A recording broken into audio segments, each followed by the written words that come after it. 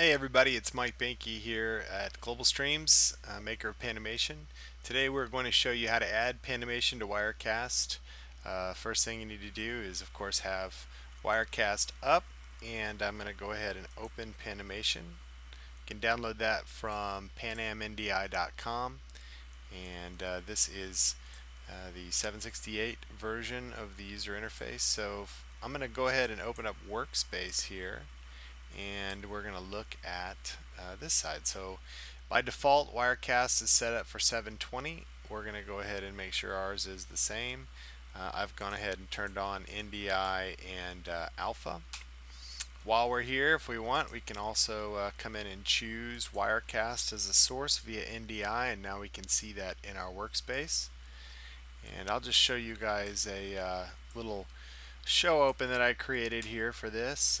It's a Wirecast open, and you can see it starts out with some text and then opens up to reveal the window that is live. So this is a project made right here in Panamation.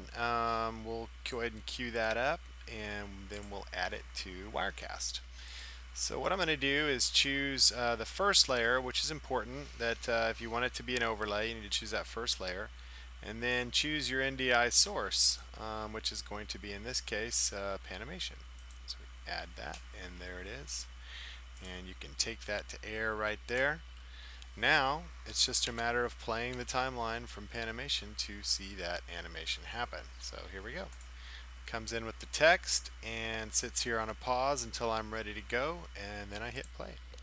Okay, welcome to the show, and that is how you add Panamation into your Wirecast workspace. All right, thanks for tuning in, and we'll talk to you later.